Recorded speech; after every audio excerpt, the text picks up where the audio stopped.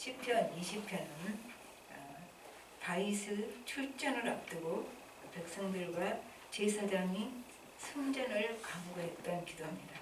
근데 지금 자꾸 너를 높이 드시고 너를 도와주시고 그러니까 조금 이상해요.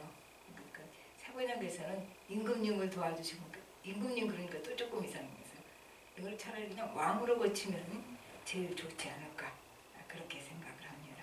그래서 1절에 환난 날에 여호와께서 내게 응답하시고 그렇게 시작했죠. 그 다음에 9절에 여호와여 왕을 구원하소서 우리가 부를 때 우리에게 응답하소서. 그 숨이 상관이 있어요. 그래서 앞과 뒤가 이제 괄호로 이렇게 묶여진 거죠. 기도에 응답해 주소서. 이제 그렇게 되는 겁니다. 이제 1절부터 5절까지는 중보 기도가 나옵니다. 그 중보 기도는 우리가 다 아는 것처럼 자신을 위한 기도가 아니라 남을 위한 기도라는 걸 압니다. 근데 우리가 엄밀히 따지면 중보 기도는 우리를 위한 예수님의 기도를 중보 기도라고 하고, 우리가 다른 사람을 위해서 기도하는 것은 도구라고 해요. 그런데 이거 꼭 그렇게 갈라야 됩니까? 그냥 남을 위해서 하는 기도는 중보 기도라고 불러도 괜찮아요. 이거 갖고 진짜 따지는 사람들 보니까 중보 기도 별로 않더라고요. 이거 안 따져도 남을 위해서 기도를 하면 그게 더 좋습니다.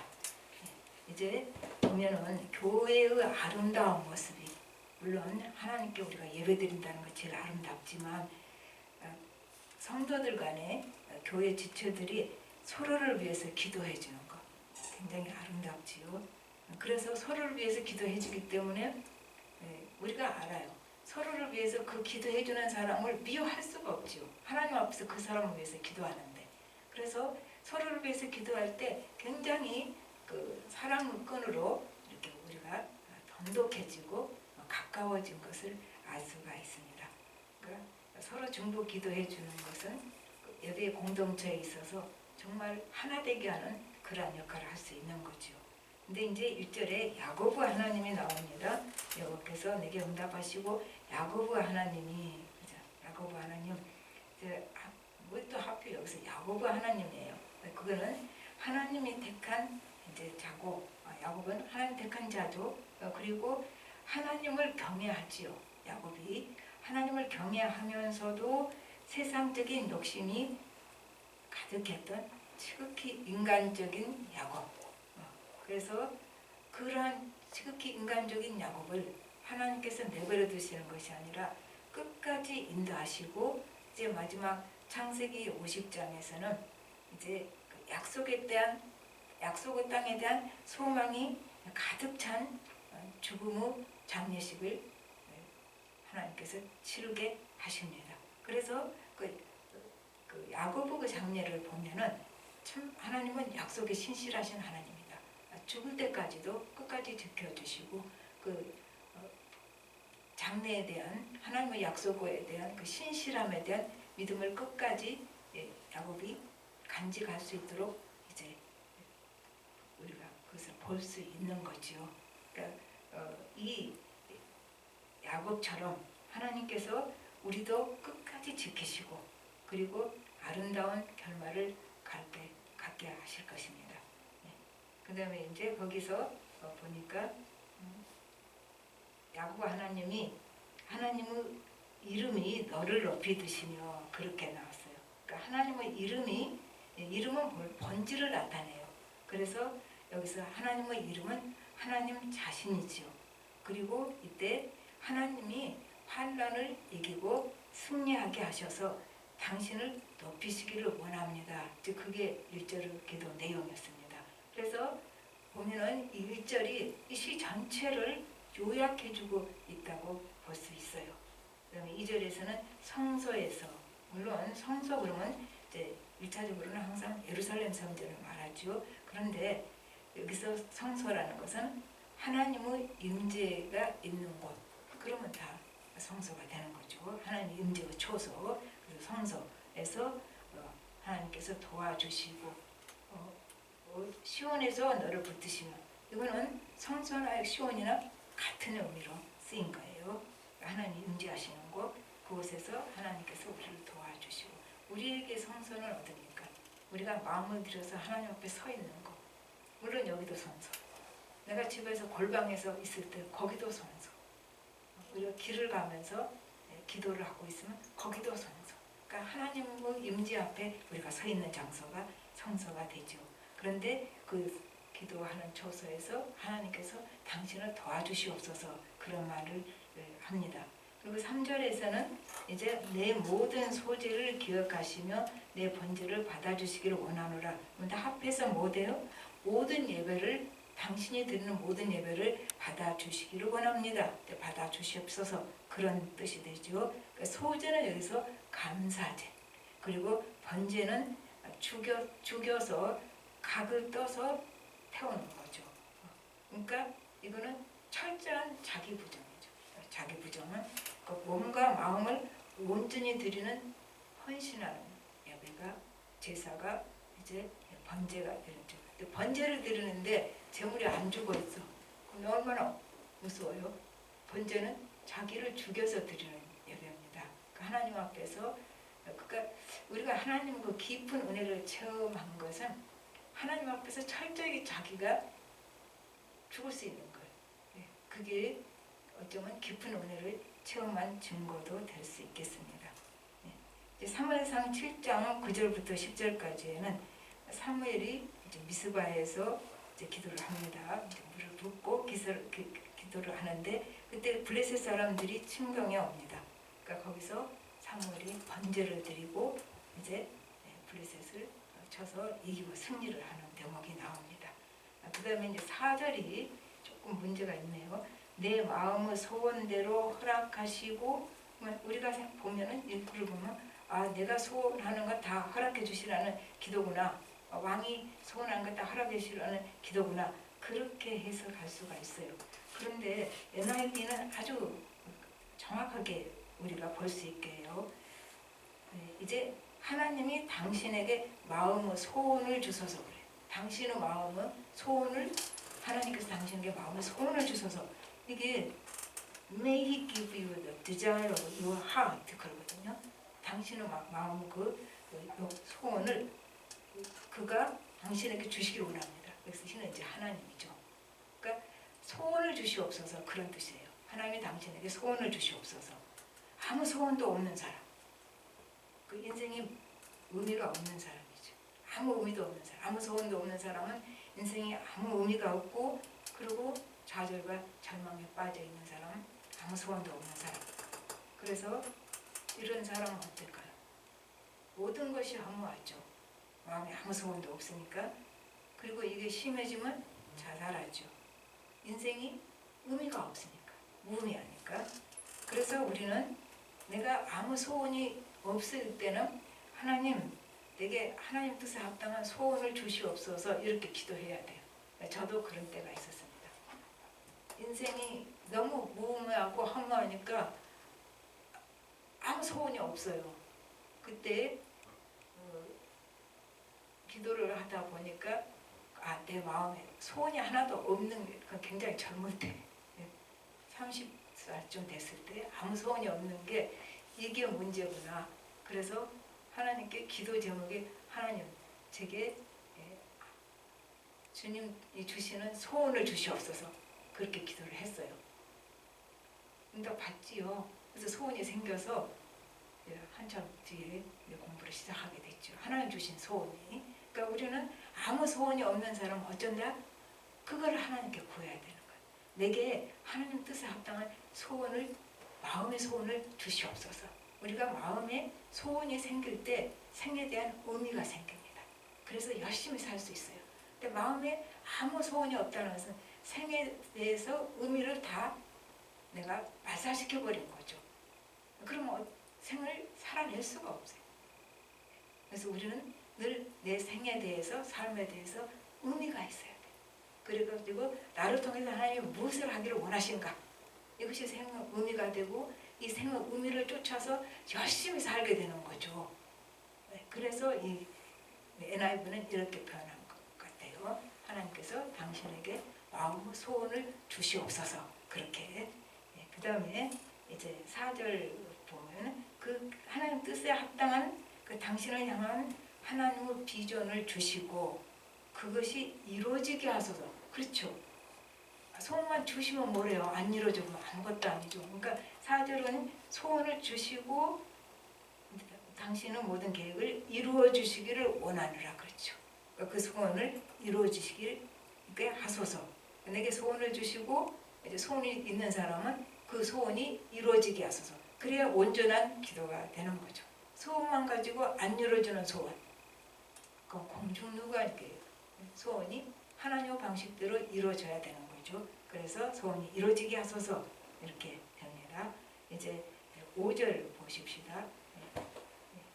5절에 보면은 우리가 너희가 왕의 승리로 말미암아 계가를 부르며 우리 하나님의 이름으로 우리의 깃발을 세우리니 여호와께서 당신의 모든 기도를 이루어 주시기를 원하노라. 이제 여기까지가 그 중보 기도 내용이죠. 그러니까 5절에서는 왕의 승리로 우리가 계가를 부른다 그랬어요. 그거는 중복이 했던 사람의 일이 이루어졌을 때 그거는 그 사람만의 승리가 아니라 중보 기도했던 나의 승리가 되는 거죠. 내가 중보 기도를 했기 때문에. 그러니까 그 왕의 승리로 인해서 우리도 계가를 부른다. 그리고 하나님의 이름으로 깃발을 세운다. 그래서 깃발은 승리 때 전쟁 때에 꽂는 깃발을 말하는 거죠. 여호와 니시 그런 그거죠. 그러니까 깃발을 꽂는다. 그러니까 다윗의 승리가 바로 우리의 승리다. 다윗이 승리하도록 우리가 그토록 기도했으니까 당신만의 승리가 아니라 그건 우리의 승리이기도 하다 그 말이죠. 그러니까 중보기도 해주고 그 기도가 이루어졌을 때 그 사람이 기뻐하고 내 기도가 응답됐기 때문에 내가 기뻐하고 그래서 그 기쁨이 배가가 되고 또 같이 하나님의 살아계심을 체험하기 때문에 신앙이 굉장히 하나님 안에서 신앙만 자라는 게 아니라 서로 관계도 더 돈독해진다는 얘기입니다. 이제 우리가 하나님 뜻에 합당한 소원을 가지고 갈 때 굉장히 힘들죠. 하나님 주신 소원이지만 우리가 이룰 수가 없어요. 그러나 하나님 주신 소원은 하나님이 이루신다. 하나님 주셨기 때문에 그것을 믿고 우리가 기도하고 하나님을 따라갈 때 하나님 주신 소원은 반드시 이루어진다 그 말입니다. 그리고 우리가 하나님 주신 소원을 가지고 갈 때 사단은 가만두지 않아요. 계속 막을 것입니다. 그러나 하나님께서 하나님 주신 소원은 사단과의 전쟁을 하나님이 직접 치러주세요. 그거는 하나님의 전쟁이니까요. 그러니까 걱정할 거 없는 거죠. 우리는 늘 내 마음에 소원이 있어봤자 그게 이루어지겠냐? 그건 아니에요. 기도하고 하나님 주신 소원이라면 하나님이 사단과의 전쟁을 자기 전쟁으로 보시고 승리하시고 그것을 이루어지신다는 그런 믿음을 갖고 나가는 거죠. 그 다음에 이제 6절부터 8절까지는 중보 기도자의 신앙이 나타납니다. 그러니까 믿음이 없이 어떻게 중보 기도를 합니까? 그러니까 중보 기도자는 믿음으로 중보 기도를 해야 되는 것이고 6절부터 8절까지는 그 중보 기도자의 신앙 고백이 나타나 있어요. 자, 6절 보십시다. 어떻게 신앙 고백을 하는가? 여호와께서 자기에게 기름 부음 받은 자를 구원하시는 줄 이제 내가 아노니 그의 오른손은 구원하는 힘으로 그의 거룩한 하늘에서 그에게 응답하시리로다. 이렇게 세 개가 나옵니다. 자기에게 기름 부음 받은 자를 구원하시는 줄을 내가 안다. 그랬죠? 6절에. 그러니까 우리가 다 하나님은 기름 부음 받은 자예요. 하나님은 자기에 속한 백성, 그러니까 성령 기름 부음 받은 자들을 반드시 구원하신다. 그게 중보 기도자, 지금 이 시편에 나오는 중보 기도자의 믿음이에요. 그러니까 우리는 구원은 그러면 자꾸 영혼 구원만 생각해요. 그렇지 않아요. 우리의 구원은 하나님 주신 우리의 구원은 인간 전체 상황에 대한 총체적인 구원입니다. 그래서 우리가 유라굴로 때 사도 바울이 그 말을 해요. 거기서 건져 주셨을 때 우리를 구원해 줬다고 딱 표현한 거죠. 풍랑에서 건져준 것이 구원인 거예요. 그러니까 우리는 영혼 구원만 구원이라고 생각하지 말고 우리 삶 전체에 일어난 하나님의 구원의 역사를 구원으로 총체적으로 보는 거죠. 그래서 내 안 좋은 상황, 또 혹은 물질적인 어려움, 또 내가 지혜가 부족하고 머리가 도대체 안 돌아가는 거, 이런 것도 다 거기 속해 있어요. 그리고 그 모든 인간의 상황이 있잖아요. 각자마다 겪는 상황, 거기에서 총체적으로 하나님은 구원을 이루신다. 이제 그렇게 알면 되는 거죠. 그러니까 지금 자기에게 속한 백성에게는 하나님께서 반드시 구원하신다 속에 우리 삶 전체가 녹아있다. 물론 영혼도 그 속에 들어가 있지요. 그 다음에 또 오른손으로, 그렇죠? 오른손은 권능의 손, 강한 능력이죠. 그래서 거룩한 하늘에서 응답하신다. 그렇죠? 거룩한 하늘에서. 이것도 우리 거룩한 하늘에서 응답하신다. 이렇게 할까요? 거룩한 하늘은 이제 모든 것을 주관하시는 창조주 하나님이 창조 능력으로 응답하신다는 의미로 거룩한 하늘, 그렇게 얘기하죠. 우리가 주기도문에서 하늘에 계신 우리 아버지여 이름이 거룩히 여김을 받으시오면 그것과 유사하게 생각하면 돼요. 그러니까 하늘에 우리를 창조해주시고 그냥 저 멀리 하늘에 딱 혼자 계시는 하나님, 그건 아니다는 얘기죠. 하나님은 창조주 하나님이 우리를 창조 능력으로 우리를 돌보시고 응답하신다, 그 말이 됩니다. 그 다음에 이제 7절과 8절을 한번 봅시다. 7절 보면 어떤 사람은 병거, 어떤 사람은 말을 의지하나 우리는 여호와 우리 하나님의 이름을 자랑하리로다. 이 고대에서 병거와 말은 가장 막강한 이제 무기죠. 그러니까 다른 사람들은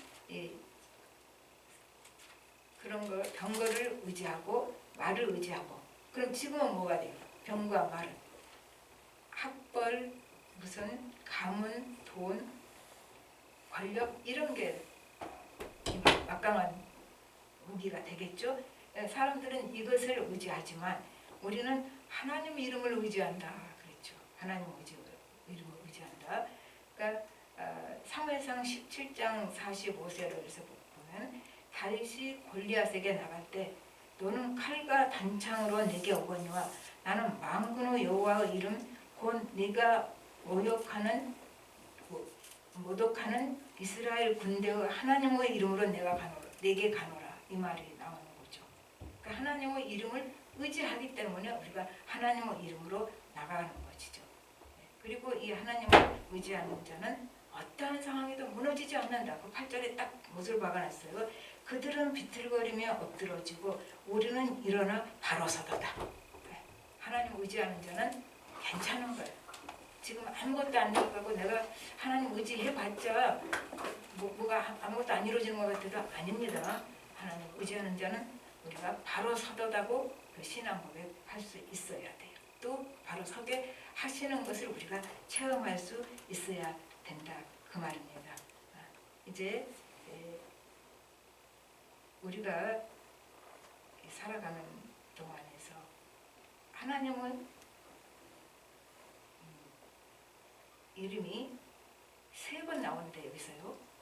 지금 말이 다시 돌아갔습니다. 내가 이 시에 하나님의 이름이 3번 나오는데 1절, 5절, 7절에 나옵니다. 근데 하나님이 우리를 자신의 이름으로 택했고 또 언약을 맺으셨습니다. 그리고 그 결과로 우리는 하나님의 백성이요 하나님의 자녀가 되었습니다.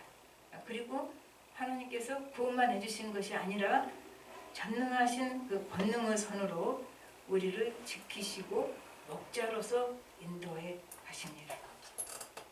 우리 구약에서 보면 출애굽에서 구름 기둥과 불 기둥으로 하나님께서 우리를 인도하시죠. 그런데 하나님의 인도를 무시하고 내 마음대로 가면 쓸데없는 고생을 하는 거죠. 우리가 하나님 안에서 하는 고난은 그 고난이 열매가 있어요. 그런데 하나님이 하지 말라는 거, 가로막는 그곳으로 우리가 갈 때는 그러면은 힘들어지는 거죠. 쓸데없는 고생을 하는 거죠. 우리가 할 수 있는 것은 하나님 멈추라면 멈추고 아니에요. 하나님 이 상황을 보십시오. 지금은 막 달려갈 때입니다. 내 생각이 그렇더라고요. 하나님의 생각은 우리 생각과 다릅니다. 그래서 멈추라고 하면 멈추고 가라고 하면 가야 돼. 지금 갈 때 아닌데요? 아니에요. 하나님이 가라 그러면 가고 멈추라 그러면 멈춰야만이 고생 덜합니다. 예, 좀 말씀을 맺어봅시다. 이 시는 전쟁터에 나가는 시잖아요. 시 자체가. 그래서 이 땅에서 크리스찬으로 산다는 것은 전쟁입니다. 우리가 유람선 타고 가는 거 아닙니다. 전환, 전쟁인데 사단이 가로막고 무슨 전쟁이냐? 사단이 가로막고 내 저승이 가로막고 세상의 유혹이 나를 가로막는 그런 전쟁인 거죠. 우리가 거룩한 백성이에요. 하나님의 자녀고. 거룩한 백성은 세상과 구별된 사람. 그래서 우리가 세상 가치관과 부딪힐 수밖에 없어요. 하나님의 백성이 세상 가치관과 똑같다. 그건 말이 안 되는 거죠. 세상 가치관과 우리는 부딪힐 수밖에 없는데 크리스찬이 그 세상 가치관 따라가서 세상의 대세를 따라가고 요새 대세가 그렇지 않습니까? 그렇잖아요. 그래서 세상의 대세를 따라가면 세상 망할 때 같이 망하죠. 그러나 이 세상의 대세가 그렇게 만만하지가 않습니다. 힘을 가지고 다가오는 유혹이에요. 그래서 매력이 있지요. 세상의 대세도. 세상의 대세가 매력이 없다면 우리에게 유혹이 될 수가 없어요. 그러나 매력이 있고 그럴듯하고 그렇게 하는 것이 좋을 것 같고 이런 유혹을 가지고 있지요. 그런데 우리는 뭐가 대세요? 하나님이 우리 대세예요. 그거 잊어버리면 큰일 나요. 세상이 대세가 아니라 우리는 하나님이 대세다. 그런데 그 믿음을 가지고도 우리는 이따금 흔들립니다. 그래서 우리가 잘난 척하고 굉장히 강한 척하고 살지만 연약하기 그지없는 존재예요. 하나님께서는 이것을 아십니다. 그러므로 이를 위해서 예수님이 중보기도합니다. 오늘 중보기도잖아요. 왜 중보기도가 필요해요? 우리가 이 전쟁터에 있기 때문에 이 세상 사는 동안에 우리는 중보기도가 필요한 사람이란 얘기예요. 중보기도가 필요 없는데 예수님 왜 중보기도를 하십니까? 우리가 중보기도하기가 필요한 사람이기 때문에 이 세상의 전투에서는 중보기도자가 있어야 되는 거죠.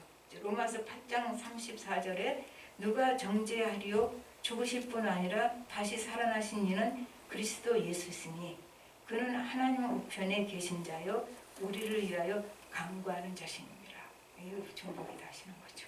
예수님께서 우리를 중보기도 하시니까 예수님이 우리를 위해 중보기도 하시니까 우리도 서로 중보기도해야 된다. 그 말입니다. 그리고 우리가 서로 중보기도를 할 때 힘이 있는 거. 누구 집사님이 나를 위해서 지금 기도를 해주고 있구나. 누구 목사님이 나를 위해서 기도를 해주고 있구나. 그럴 때 나 혼자가 아니라는 거죠. 나 혼자 지금 내 문제를 놓고 기도하는 것이 아니라 여러 사람이 나를 위해서 기도를 해준다는 것은 우리에게 굉장히 힘이 되고 위로가 돼요. 그리고 절망하지 않을 수 있는 버팀목이 될 수 있습니다. 조지 물러는 그와 아버지로 5만 번 기도응답 받았다고 했나요? 난 숫자가 약해서 어쨌든 그랬어요. 그런데 이 조지 물러가 평생을 세 친구를 위해서 기도를 했습니다. 그런데 한 친구는 자기가 장례식, 그러니까 죽기 얼마 전에 바로 이제 예수를 믿게 됐고, 한 사람은 장례식에 와서 조지 밀러 장례식에 와서 예수 믿었고, 또 한 사람은 장례식 끝나고 예수 믿었어요. 그러니까 중보 기도는 반드시 응답된다 그 말이죠. 그리고 중보 기도 중에 누구 중보 기도가 가장 클까요? 물론 예수님의 중보 기도가 가장 크지요. 그러나 인간으로서는 부모님의 기도가 중보 기도가 가장 힘이 있습니다. 왜냐하면 자녀니까 그만큼 간절히 기도할 것 아닙니까? 우리 다 아는 얘기. 어거스틴 어머니 모니카 기도. 그렇게 열심히 기도했더니 실제로 모니카는 못 보고 죽었지요. 근데 어거스틴이 어머니 장례식에 가다가 그 책을 열어봐라, 그 책을 열어봐라. 거기서 이제 아이들의 노래 속에서 책을 열어보고 은혜 받고 대단한 그 신학자가 되고 만 겁니다. 그러니까 어머니 장례식에. 그러니까 우리는 중보 기도할 때 언제나 절망을 하면 안 돼요. 내 생전에 기도가 안 됐어도 내가 죽어서도 응답받는다. 그렇잖아요. 그냥 어거스틴은 장례식에 가서 응답을 받았으니까. 제 친구 하나는 오래전에 몇십 년 전에 자기 아들이 힘들다고 그 아들이 힘이 드니까 절에 가서 내가 이제 어떻게 불공을 드려야겠다고 그러더라고요. 자기 이제 우리 때 부모 세대는 다 불교였으니까. 그래서 내가 그때 뭐 믿음도 별로 없을 때지만 뭐 지금도 믿음이 강한 것도 아닌데 그랬어요. 예, 절에 가서 불공 드리지 말고 교회 가서 기도하자. 그리고 모니카 얘기를 해줬어요. 그런데 진짜로 그 얘기 듣고 얘가 교회를 가서 나랑 같이 교회를 갔어요. 지금은 예수 잘 믿는 권사 됐다고 은퇴 권사가 됐네요. 그래서 우리는 중보 기도 힘을 그렇게 우습게 보면 안 돼요. 반드시 응답되는 것이고 또 내 생전에 응답을 못 받아도 응답은 받아요. 그럼 된 거 아닙니까? 그러니까 우리는 중보 기도를 해야 되는 거죠. 근데 중보 기도가 남만 위한가요? 아니죠. 중보 기도할 때는 우리가 하나님 앞에 나아가서 하나님 은혜를 먼저 구하잖아요. 누가 먼저 은혜 받아요? 내가 먼저 은혜를 받는 거예요.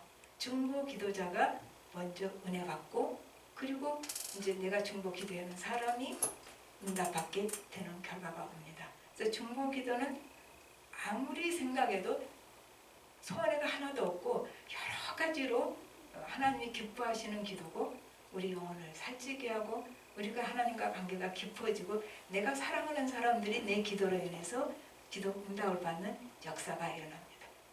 이래도 중보 기도 안 하시겠습니까? 우리 다 같이 기도하겠습니다. 하나님 아버지 주님 은혜를 감사를 드립니다. 우리가 연약하고 무능하고 쓰러지기 쉽고 실수하기 쉽고 잘난 척하지만 마음이 변덕이 죽을 듯하기 때문에 예수님께서 이것을 아시고 우리의 연약함 때문에 십자가 못 박혀 죽으셨을 뿐만 아니라 지금도 하나님 우편에 계셔서 우리를 위해서 기도하고 계심을 감사를 드립니다. 주님의 기도가 있어서 우리가 이만큼이라도 살고 있습니다. 아버지는 이제 우리도 남을 위해서 기도하는 사람들 되게 하여 주시옵시고 자녀를 위해서 기도하는 사람 되게 하여 주시고 우리 교회 부르신 교회 모든 성도들은 서로를 위해서 기도함으로 말미암아 하나님이 받으시는 기도가 돼서 우리 영혼이 먼저 풍성해지고 살이 찌고 우리 영혼이 윤택해질 뿐만 아니라 또 우리의 중보 기도가 응답됨으로 말미암아 살아계신 하나님을 체험할 수 있게 하여 주시옵소서. 모든 말씀 예수님으로 기도합니다.